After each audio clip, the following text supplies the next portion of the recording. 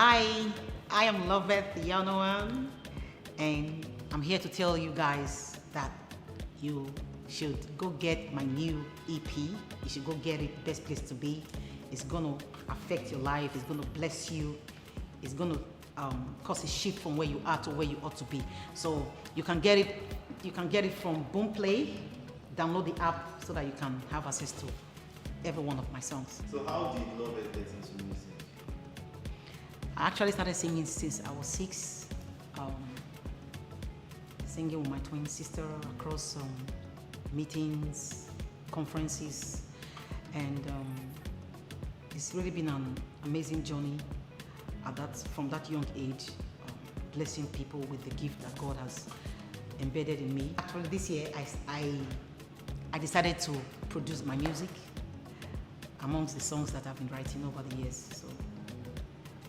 So while growing up, who would you describe as your musical inspiration? I enjoyed the songs of Panam Pasipol, songs of Don Moy, good worship songs, very amazing, very inspiring, life-changing. I enjoyed Sis Wina's songs. I enjoyed Fred Hammond's song, commissioned as a group. Several others. From all the names you have mentioned, should we expect a collaboration with you? I hope. I wish. So how would you describe your style of music? Afro, I think that's my style of music. But yes, I have two worship tracks on this my EP, so I'll say Afro, yeah. So your debut EP, Best Place to Be, is out now. Best place to be, yeah. How long did it take you to create this body of work? Some months. And what was the creative process like? Being based in Benin, coming into Lagos, back and forth, working with Spiritual Beats, Mr. Ken Leon, the director of Spiritual Beats. It was a new experience for me. I learned a lot, working on the songs, composing them, working with him all through. It was thrilling for me. It was a wonderful experience for me. Yeah. I know this is a bit difficult, but what's your favorite track on the EP? I love all of them. I'm a worshiper, so I love all of them. But I think the title of the EP, I think that's it for me. Best Place to Be. Yeah. Can you give us a rundown of the song? Well, the best place to be is one of them. I'm a winner. The second one, You'll Be God. Overdue. Then the fifth one is something about that name, while the sixth one is Okosisi Neyendu. Tell us about Best Place to Be. All right, Best Place to Be. Wow, it expresses, it portrays my experience with Jesus as a young believer. I haven't given my life to Christ in 1990. He's been my safest place, my security. He's been the most constant experience for me. He's my sufficiency. I am the best of me anytime, any day, because of Jesus.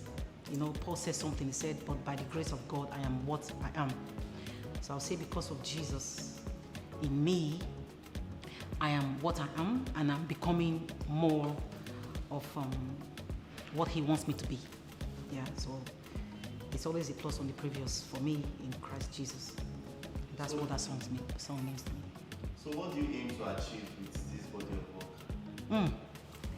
Like I said earlier, I'm a voice of hope, of God's love, of God's grace, and assurance, restoration, God's purpose to humanity. So for me, it's about establishing the sovereignty of God over every other thing. Because we live in a world where people often forget who they are because of where they are or what they are going through. But this song, the message that is embedded in this song, the message that this song expresses or passes across is just to let people know that, hey, regardless of what you're going through, regardless of your environment, there's a greater one on the inside of you. You are the winner. You have a God of possibilities. There are no impossibilities with God. So it's just each message, each song is a message, of encouragement in these times that we are living in. For the everyday youth, for mothers and fathers out there, for married and single, for children, it's for everybody. The message that these songs carry is a blessing to humanity now and always. So at what point did you realize you are going to be a gospel minister? Even though I've been singing for years as a kid, I think it was sometime last year, I just had this direct leading, that it is time for me to take this thing out, this message out to the world. Sometime last year. And that was when I contacted my producer, Kelly Leon of Spiritual Beats. And here we are. Here we are. So aside the music, you have a foundation. Yeah, I do. Can you tell us about your foundation? My foundation, Ultimate Life Foundation, started in '99. Saddled with the mandate of empowering women and children through education and care. We've been carrying out key activities, projects which are geared towards enhancing children, less privileged children, orphans across communities, because our focus are interiors, communities, rural schools, and widows to be productive. It's about empowering them to be productive while we are meeting their basic needs. So we carry out activities like medical outreaches, medical interventions, beg your pardon, basic outreaches. We carry out economic skill empowerments for free to empower them and give them soft loans, soft cash to start small-scale businesses. And we've been doing that for years. It's really fulfilling. We carry out the Raising Role Model initiative, which is for teenagers across secondary schools. That's, I would say, we have per year over 40,000 beneficiaries every year, because we go across secondary schools, senior secondary schools across communities. Some of these schools we visit, some of them are, the capacity of the school is like 10,000, some are 6,000, 5,000. So we do that with sanitary towels, with books, writing materials, manuals, to teach them. We teach them, because over the years, we've been taking care of orphans. And we found out that a lot of people who fall victim to this issue of not being able to cater for themselves when they are pregnant, the reason for which they throw their babies away is because they don't have the means, they are inexperienced. Most of them are teenagers, right? So we draw up seminars, manuals to teach these children these teenagers how to make the right choices, right? Abstaining from sexual activities, dealing with peer pressure, abstaining from addictions to drugs and all that. So the essence of the Raising Role Model initiative is to turn on the light instead of causing the darkness, because it is better to prepare a child than to repair a damaged adult. So what challenges do you face during your outreach? Capital is the thing, because each time we go out, one thing I always tell them is there's room for more. We find out that the demand is always more than the supply. So we always call for partnership to well-meaning bodies, people of notable repute, to join in what we are doing, because lives are being impacted. Lives are changing. Teenagers, widows, orphans, many of the children we started training from way back. Some of them are graduates today. Some are married with families.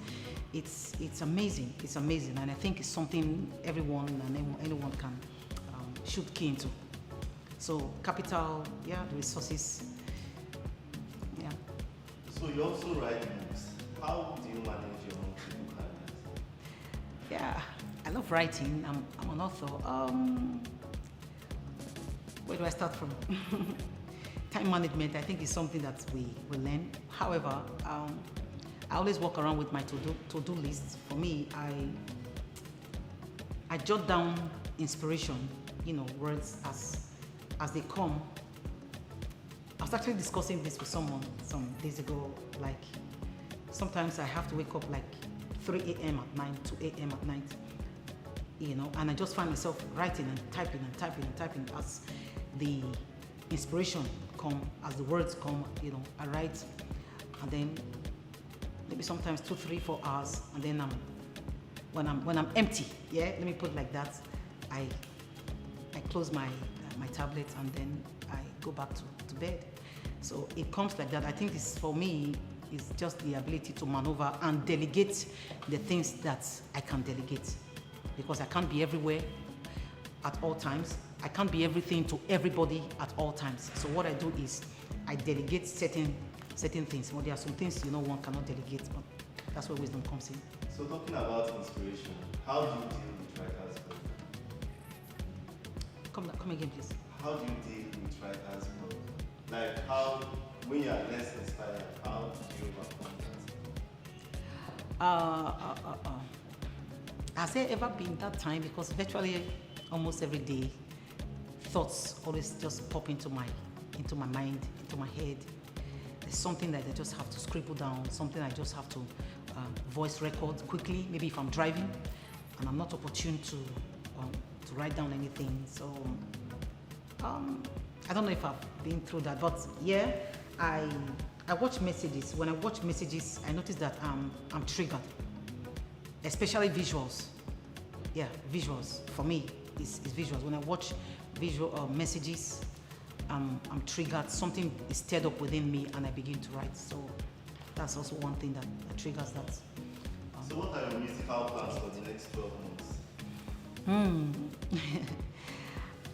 I'm hungry for more. I'm trusting God to for more direction as I work with my producer, and I'm sure something beautiful will come out within the next 12 months. Yeah. So off your EP, should we expect any musical videos? Oh yeah, sure, there are. You should. Lovely ones, powerful ones. Yeah. So if you are talking to a younger version of yourself, what advice would you give to her? A younger version of myself. Yeah. That's a huge question. Wow, because looking back, this is very emotional for me, because I had a lot of dreams when I was growing up. I was very I was a great thinker. I am a great thinker. I think a lot, right? I use my mind. I'm very imaginative. So I had lots of dreams, lots of plans, and what I can see now, right now where I'm at, is this. Wow. You mean this picture I had many years, you mean this is like a reality? And now it's very likely, right, that the other ones maybe somehow will find expression. So for someone that is younger, even if people give up on you, people look down on you, people, those around you, those you love, try to trample on you, you just tell yourself, yes. I think your yes is enough. Your yes is enough. Okay, first job. First job, 2002. First song you wrote. 2020. First book you wrote. 2012. Devoted. Wow. First time you were in a recording studio. You can say that again. Just a few months ago. First time Somewhere in March, I think. First time.